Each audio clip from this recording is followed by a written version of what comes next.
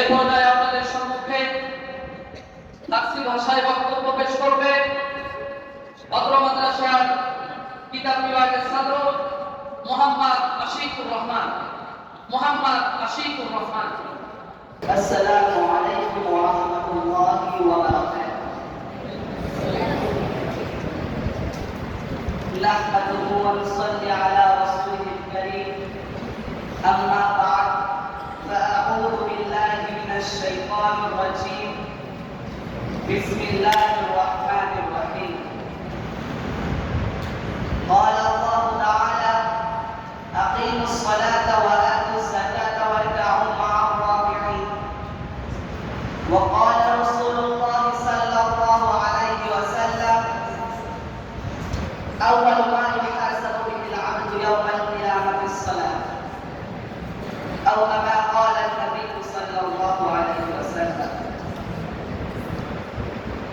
الأستاذ وصاحب وأبنائنا، السلام عليكم ورحمة الله وبركاته.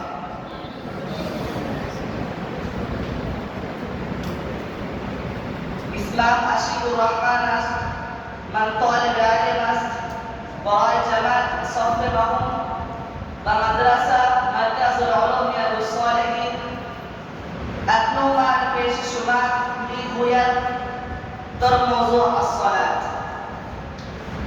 البرادر، نماز پر جمعانه بر همه مسلمان و مسلمات فرض است، برای که الله تعالی فرموده است: اقیموا الصلاة و آتوا الزکاة وارکعوا مع الراکعین.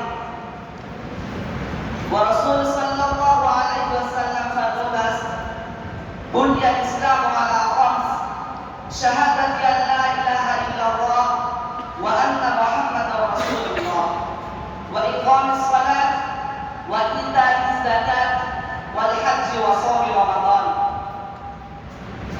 الإسلام درجة السكون،